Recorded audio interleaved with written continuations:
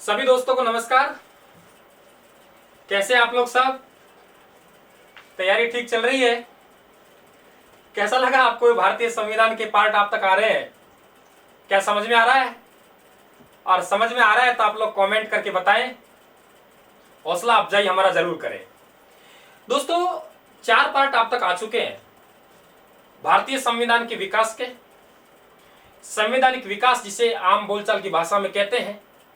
जो स्टूडेंट नए हैं चैनल पर, चैनल को सब्सक्राइब कर लें और ध्यान रखें पार्ट नंबर 5 होगा। 4 पार्ट आप तक पहुंच चुके हैं और छोटा सा पार्ट मैंने ये रखा है माउंटबेटन योजना, यानी भारत का विभाजन कैसे हुआ।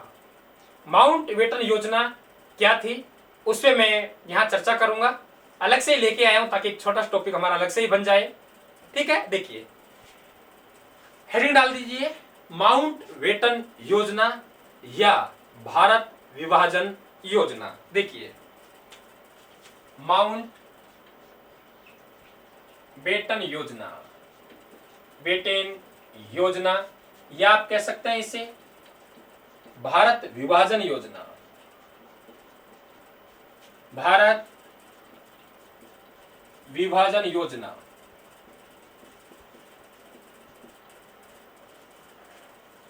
माउंटबेटन योजना या भारत विभाजन योजना। देखिए दोस्तों, हम लोग बात करें, परिस्थितियों से यह तय हो चुका था कि भारत एक नहीं रह सकता। भारत का टुकड़ा होना तय है। भारत और पाकिस्तान 2 राज्य बनेंगे। सांप्रदायिकता इतनी फैल चुकी है, सांप्रदायिक दंगे होने शुरू हो गए हैं। तो ये तय हो चुका था। कांग्रेस ने भी तय कर लिया था कि अब मजबूरी में हमें विभाजन को स्वीकार करना पड़ेगा। और ब्रिटिश सरकार ने भी तय कर लिया कि भारत का विभाजन करना चाहते थे हम तो पहले से ही, और अब भारत का विभाजन होगा।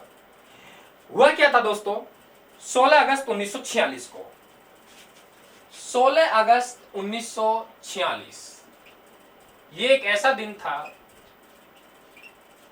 इस दिन मुस्लिम लीग ने, किसने? मुस्लिम लीग ने प्रत्यक्ष कार्यवाही दिवस मनाया था। प्रत्यक्ष कार्यवाही दिवस मनाया था। इसका मतलब क्या था पहले मैं समझा दूं आपको। 16 अगस्त 1946 को विरोध किया गया मुस्लिम लीग द्वारा, क्योंकि कि जो अंतरिम सरकार है, अंतरिम सरकार के लिए पंडित जवाहरलाल नेहरू को आमंत्रित किया जाने लगा। मुस्लिम लीग ने इसका विरोध किया और उन्होंने सांप्रदायिक दंगे किए। इतने सांप्रदायिक दंगे किए दोस्तों, जिससे सांप्रदायिकता और बढ़ी। तो 16 अगस्त 1946 को मुस्लिम लीग ने प्रत्यक्ष कार्रवाई दिवस मनाया था और यह तय हो चुका था कि अब ये मुस्लिम लीग है, ये अलग से देश बना के रहेगा। इनकी मांग है, उनको स्वीकार करना पड़ेगा। इन्होंने तय कर दिया। इस तरीके से सांप्रदायिक दंगा इन्होंने करने शुरू किए। दूसरा क्या हुआ कि 20 फरवरी 1947 को जो ब्रिटिश प्रधानमंत्री हैं, ब्रिटिश प्रधानमंत्री सर क्लेमेंट एटली, इन्होंने घोषणा कर दी कि हम जून 1948 से पहले पहले भारत को क्या कर देंगे? आजाद कर देंगे। यानी ब्रिटिश प्रधानमंत्री द्वारा कह दिया गया कि भारत को आजाद कर देंगे। लेकिन आजादी में तो समस्या आ रही है। समस्या ये आ रही है कि कांग्रेस और मुस्लिम लीग आपस में, कांग्रेस विभाजन नहीं चाहता, मुस्लिम लीग विभाजन चाहता है। इस समस्या का समाधान कैसे किया जाए? तो दोस्तों, इस समस्या के समाधान के लिए माउंटबेटन को भेजा, यानी गवर्नर जनरल बना के किसको भेजा? माउंटबेटन को। क्योंकि ऐसा माना जाता है माउंटबेटन नेहरू जी के भी नजदीक थे और मोहम्मद अली जिन्ना के भी नजदीक थे। ऐसी कहानी सुनने को हम लोगों को मिलती है। दोस्तों, 3 जून 1947 को माउंटबेटन, कौन? Governor general. वायसराय नहीं लिखा। वायसराय इसलिए नहीं लिखा क्योंकि हम ब्रिटिश भारत के टुकड़ा कर रहे हैं, देशी रियासतों का कोई टुकड़ा नहीं कर रहे हैं। गवर्नर जनरल भारत पहुंचा। जैसे ही गवर्नर जनरल भारत पहुंचा तो इन्होंने एक योजना प्रस्तुत की। उस योजना को इतिहास में भारत विभाजन योजना कहते हैं। भारत विभाजन योजना इन्होंने प्रस्तुत की। कब प्रस्तुत की दोस्तों? 3 जून 1947 को। और इसे कहते हैं माउंटबेटन योजना कह दो या भारत विभाजन योजना कह दो। अब इस योजना पर कांग्रेस की सहमति आवश्यक थी। कांग्रेस की सहमति के लिए एक बैठक बुलाई जाएगी दिल्ली में, और उसी बैठक की बात कर रहा हूं। ये बैठक क्या थी? देखिए, समय आया 14 जून 1947 को कांग्रेस की एक बैठक होगी। कांग्रेस की एक बैठक होगी, और दोस्तों ये बैठक कहां होगी? दिल्ली में।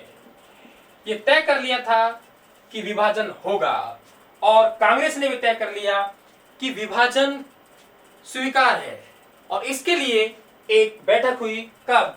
14 जून 1947 को। कहां हुई? दिल्ली में। और इस बैठक की दोस्तों जो अध्यक्षता की, क्या की? अध्यक्षता की, वे अध्यक्षता की जेबी कृपलानी ने। जेबी कृपलानी ने इस बैठक की क्या की? अध्यक्षता की। कहां? दिल्ली में।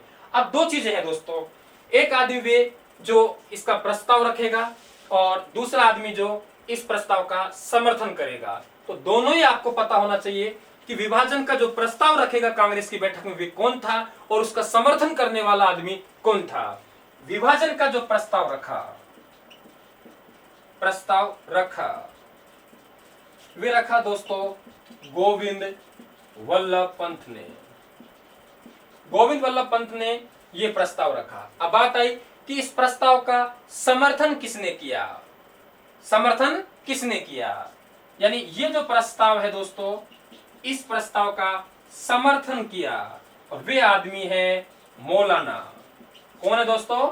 मौलाना अबुल कलाम आजाद। याद रहे, दोनों बातों को समझ लेना। जो प्रस्ताव रख रहे हैं दोस्तों, प्रस्ताव रखने वाले जो आदमी हैं, उनका नाम है गोविंद वल्लभ पंत, और जो समर्थन कर रहे हैं उनका नाम है मौलाना अबुल कलाम आजाद। सभी सदस्यों ने इसके पक्ष में मतदान किया, लेकिन एक आदमी ऐसा था जिसने इसके विपक्ष में मतदान किया।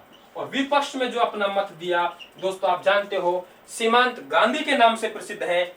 आपने सबने नाम सुना होगा, अब्दुल गफार खां,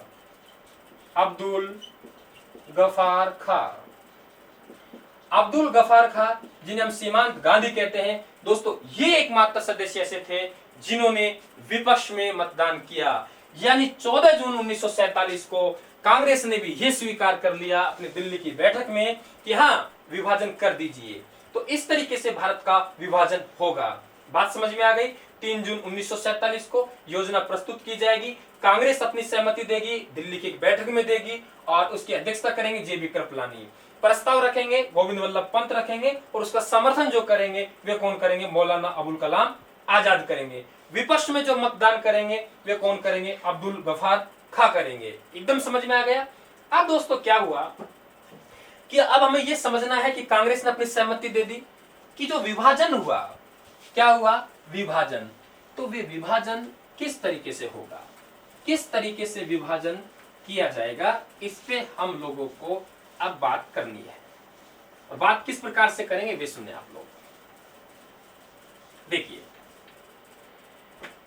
मैं बार बार कह चुका हूं कि विभाजन, भारत दो प्रकार का भारत है। एक भारत देशी भारत, राजा जिन्हें की स्वतंत्र छोड़ा गया, यानी भारतीय स्वतंत्रता अधिनियम 1947 में मैंने बात की थी कि भारत दो प्रकार का। ये तो पहले दिन से ही पुकारता आ रहा हूं, क्योंकि इसकी हमें बार बार जरूरत पड़ेगी, संविधान सभा में और जरूरत पड़ेगी।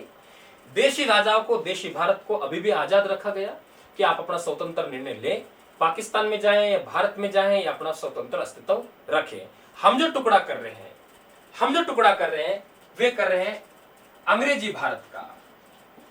अंग्रेजी भारत मतलब ब्रिटिश प्रांत, और ब्रिटिश प्रांत तक हम टुकड़ा करेंगे। तो टुकड़ा किस प्रकार से होगा? देखिए, हम जो पाकिस्तान को दे रहे हैं दोस्तों, पाकिस्तान को हम लोग दे रहे हैं, तो पाकिस्तान को हम लोग क्या दे रहे हैं? नंबर 1। पश्चिमी तौर प्रांत, ये जो प्रांत है हम लोग बात कर रहे हैं, नंबर 1 पश्चिमी तट सीमा प्रांत, ये हम लोग पाकिस्तान को दे रहे हैं। नंबर 2 सिंध प्रांत हमने पाकिस्तान को दे दिया, क्या दे दिया? सिंध प्रांत। नंबर 3 पंजाब प्रांत, जो कि अधिकांश पाकिस्तान में गया, पंजाब प्रांत हमने इनको दे दिया। नंबर 4 बंगाल, किसकी बात करें? बंगाल। बंगाल में पूर्वी बंगाल, पश्चिम बंगाल हमारे पास रह गया, पूर्वी बंगाल। और नंबर 5 असम प्रांत, असम प्रांत का सिलहट जिला, सिलहट जिला, ये हमने दिया। यानी पाकिस्तान को हमने क्या दे दिया? पश्चिमी तट सीमा प्रांत दे दिए, सिंध प्रांत हमने दे दिया, पंजाब प्रांत हमने दे दिया, पूर्वी बंगाल दे दिया, असम प्रांत का सिलहट जिला दे दिया। समझ में आ गया? ये दोस्तों पाकिस्तान में गया। अब हम बात करें शेष भारत कहां रह गया? भारत में रह गया। शेष भारत भारत में रह गया। देशी रियासतें अपने आप में स्वतंत्र हैं, वे पाकिस्तान में चाहे भारत में जाए अपना स्वतंत्र अस्तित्व रखें। यानी हमने 2 टुकड़े भारत के कर दिए, ये पाकिस्तान में दे दिया और शेष भारत में रह गया। अब समस्या क्या आई उसको सुने आप लोग। देखिए हमारे पास ये जो पंजाब है, पंजाब और बंगाल, पंजाब और बंगाल के बंटवारा के लिए हमने 2 सीमा आयोग बनाए। नंबर 1 पंजाब सीमा आयोग, नंबर 2 बंगाल सीमा आयोग। यानी पंजाब सीमा आयोग और बंगाल सीमा आयोग, 2 आयोग हमारे पास बनेंगे। पंजाब सीमा आयोग और बंगाल सीमा आयोग, ये 2 आयोग बनेंगे जो कि पंजाब और बंगाल का बंटवारा करेंगे। इनके दोस्तों जो अध्यक्ष रहेंगे वे अध्यक्ष रहेंगे सर रेडक्लिफ, सर रेडक्लिफ अध्यक्ष रहेंगे। और दोस्तों इन्हीं के नाम पर जो भारत पाकिस्तान सीमा रेखा है, भारत पाकिस्तान सीमा रेखा का निर्धारण ये करेंगे। इसीलिए उस सीमा रेखा का नाम क्या है? रेडक्लिफ सीमा रेखा। क्लियर? समझ में आ गया? मैं ये समझा रहा हूं कि हमने बंटवारा कर दिया, लेकिन पंजाब और बंगाल की सीमा का विवाद को सुलझाने के लिए एक पंजाब सीमा आयोग, एक बंगाल सीमा आयोग का गठन किया गया। उसके जो अध्यक्ष हैं वे सर रेडक्लिफ रहेंगे और भारत पाकिस्तान की सीमा का जो निर्धारण करेंगे, ये निर्धारण भी यही करेंगे, इसलिए इसे रेडक्लिफ सीमा रेखा हम लोग बोलते हैं। क्लियर? समझ में आ गया? अब एक समस्या यहां हमारे बीच में क्या आएगी वे समझ लो दोस्तों। यहां हमारे पास में जो मैंने पूर्वी बंगाल लिखा है, पूर्वी बंगाल में एक संसदीय सीट होती थी, उसका नाम है जेसूर, जेसूर कुलना। ध्यान सुनना, जेसूर कुलना, ये एक संसदीय सीट होती थी संविधान सभा के लिए। आपको डॉक्टर भीमराव अंबेडकर की मैं बात करूंगा तब वहां विस्तार समझाऊंगा। डॉक्टर भीमराव अंबेडकर ने पहले जो चुनाव लड़ा बॉम्बे से चुनाव हार गए थे। फिर वे मुस्लिम लीग के सहयोग से बंगाल से चुनाव जीते और बंगाल से जहां से चुनाव जीते संविधान सभा के लिए, वे स्थान था जेसूर कुलना। जेसूर कुलना जो कि उस समय बंटवारा में पाकिस्तान में चले गए, जो कि अब तो बांग्लादेश में है, पाकिस्तान में चले गया। इसलिए डॉक्टर भीमराव अंबेडकर संविधान सभा के सदस्य नहीं रहे। संविधान सभा के सदस्य इसलिए नहीं रहे क्योंकि जो उनका निर्वाचन क्षेत्र था, वे निर्वाचन क्षेत्र भारत पाकिस्तान के बंटवारे के बाद में कहां चले गया था? पाकिस्तान में चले गया था। इसलिए इनकी सीट रिक्त हो गई। लेकिन वहां आप लोगों को समझाऊंगा, तब मैं संविधान सभा पढ़ाऊंगा तब। इनकी डॉक्टर राजेंद्र प्रसाद को जरूरत थी और राजेंद्र प्रसाद के इशारे पर जो बॉम्बे प्रांत है, बॉम्बे की पूना संसदीय सीट से एमआर जेकर से इस्तीफा दिलवाकर वहां से इन्हें दोबारा उपचुनाव करवा के कांग्रेस की मदद से फिर चुनाव जीतेंगे और दोस्तों फिर ये संविधान सभा में आएंगे। तो ये इस प्रकार से भारत का विभाजन हुआ था। ये आपकी माउंटबेटन योजना थी दोस्तों। माउंटबेटन योजना की हम लोगों ने बात की और अब आपके संवैधानिक विकास का लास्ट पार्ट जो कि 1-1.5 घंटे का होगा। Last part cabinet mission. Cabinet mission में हम 2 बातें करेंगे। नंबर 1 अंतरिम सरकार की, नंबर 2 संविधान सभा के निर्माण की। तो अंतरिम सरकार और संविधान सभा के हम लोग बात करें, उसका एक अलग से पार्ट बनाएंगे। ये पार्ट यहीं तक। दोस्तों चैनल को सब्सक्राइब करें, लाइक करें, शेयर करें, कमेंट करके हमारा हौसला अफजाई करें।